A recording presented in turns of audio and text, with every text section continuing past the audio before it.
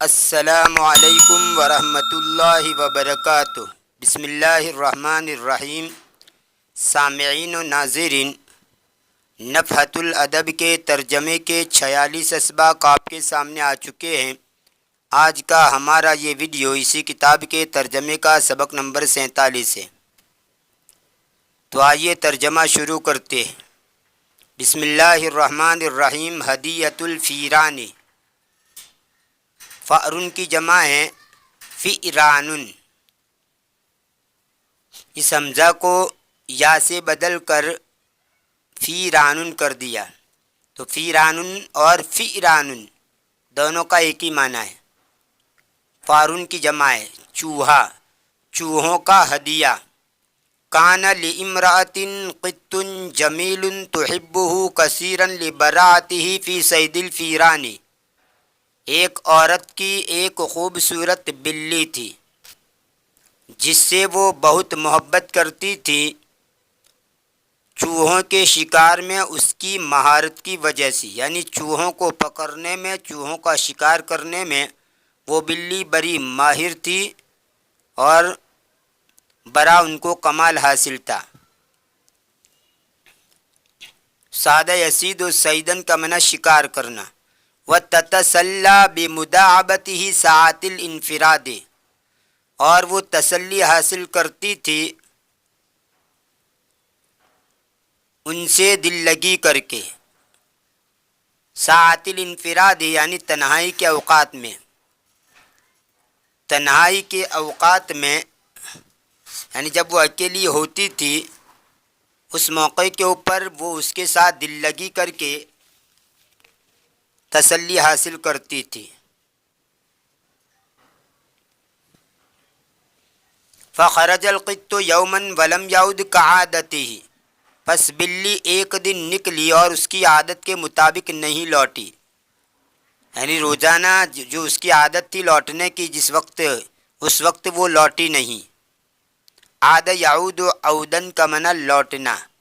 فقلقت المرأۃ علیہ، عورت اس کے بارے میں پریشان ہو گئی، یعنی اس کو تشویش لاحق ہو گئی۔ وخرجت تبحث عنہ، اور وہ اس کو تلاش کرنے کے لیے نکلی، اور وہ نکلی تاکہ اس کو تلاش کرے۔ فوجدته فی الطریق قتیلا برصاصۃ فی رأسہ، تو اس نے اسے راستے میں سر پر لگی ہوئی گولی سے مرا ہوا پایا۔ قتیل بمعنی مقتول، اس میں مفعول کے معنی میں، فاعل کا جو وزن ہوتا ہے وہ مفعول کے معنی میں ہوتا ہے، تو یہ قتیل اصل میں اس میں مفعول کے معنی میں ہوگا مقتول۔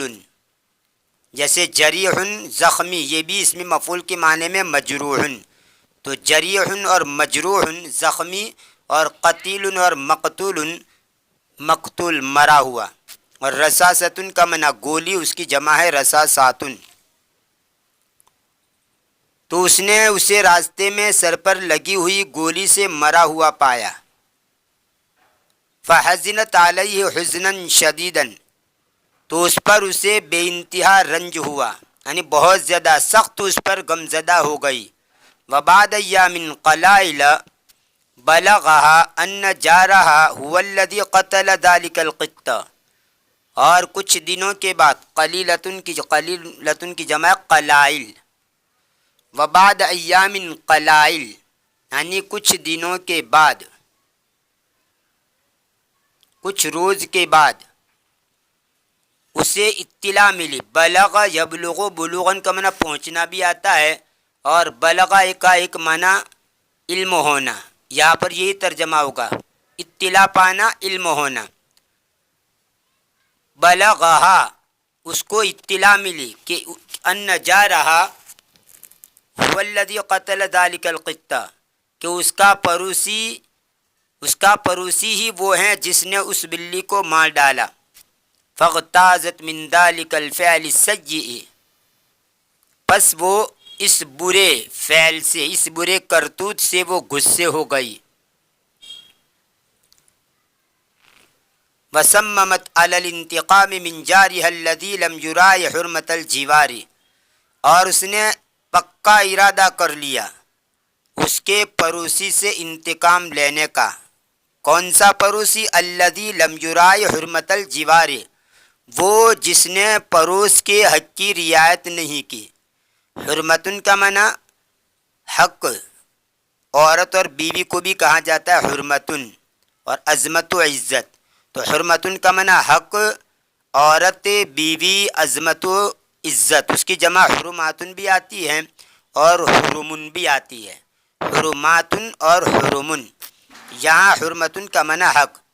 الذی لم یراع حرمت الجوار، وہ پڑوسی کہ جس نے پڑوس کی حق کی رعایت نہیں کی۔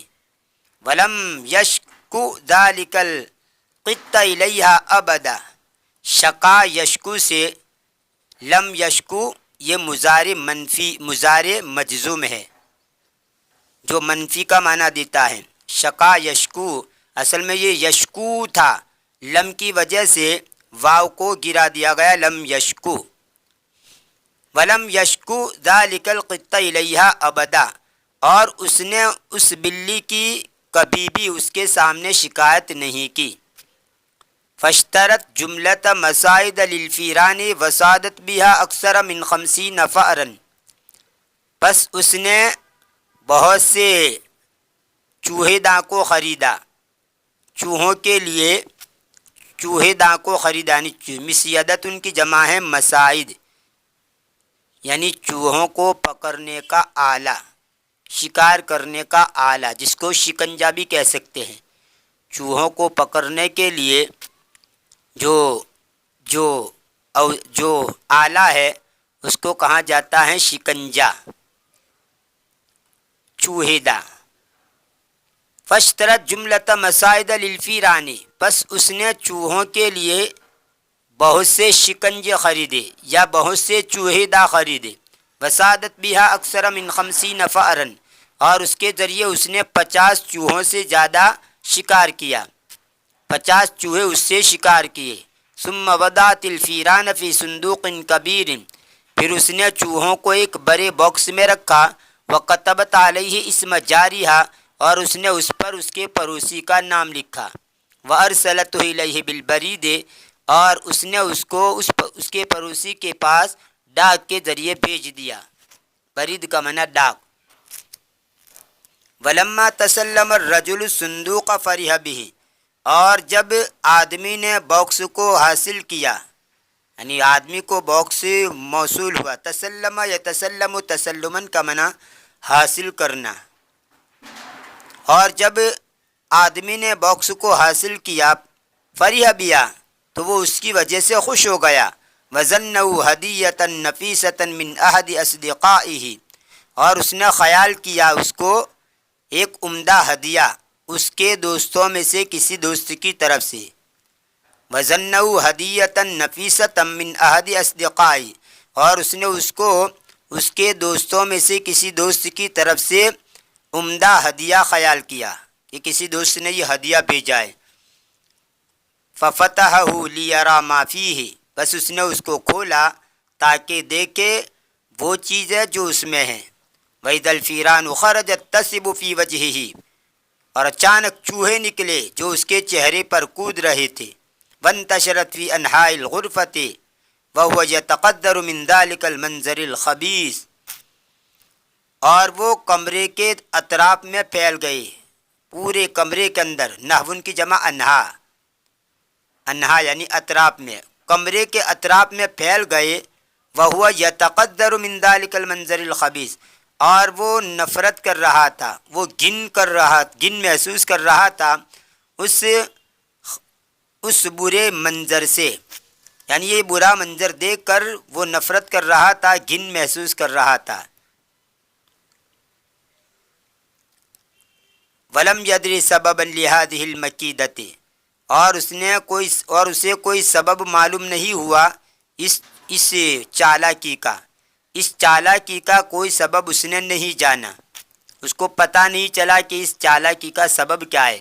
ثم التفت فی الصندوق، اب بعد میں پتہ چلتا ہے، پھر وہ متوجہ ہوا باکس میں یعنی باکس میں اس نے دیکھا، فرآ ورقتم مکتوبا فیہ العبارۃ الآتیہ، تو اس نے ایک پرچہ دیکھا، ایک چٹھی دیکھی جس میں لکھا ہوا آنے والی عبارت لکھی ہوئی تھی، لقد قتلت قطی وحرمتنی من وجودہ فأہدیت لک ہذہ الفیران التی اصبحت تمرح فی بیتی بلا رقیب، البتہ تحقیق کہ تو نے میری بلی کو مار ڈالا اور مجھے تو نے اس کے وجود سے محروم کر دیا، تو میں نے تیرے لیے یہ چوہے ہدیے بھیجے جو کہ میرے گھر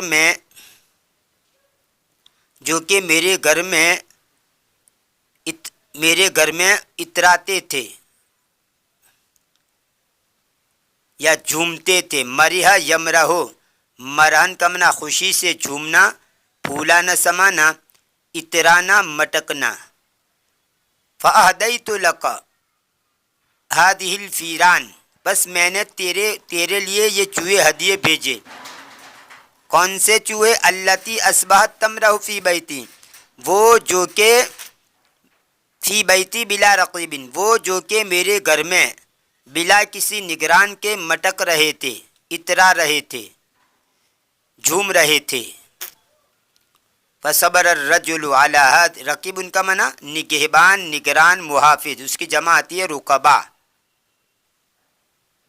فصبر الرجل علی ہذہ المصیبہ التی اعتبرها جزاء حقا علی سوء فعلہ، تو آدمی نے اس مصیبت پر صبر کیا۔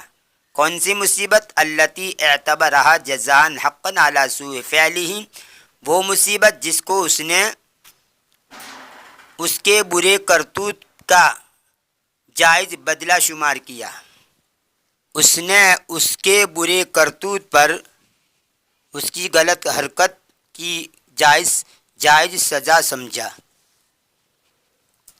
یہ تھا نفحۃ الادب کے ترجمے کا سبق نمبر 47۔ انشاءاللہ آنے والی ویڈیو میں اس کتاب کے ترجمے کا سبق نمبر 48 آپ کے سامنے پیش کیا جائے گا۔ تب تک کے لیے انتظار کیجیے، دعا میں یاد رکھیے۔ فی امان اللہ، الی اللقاء۔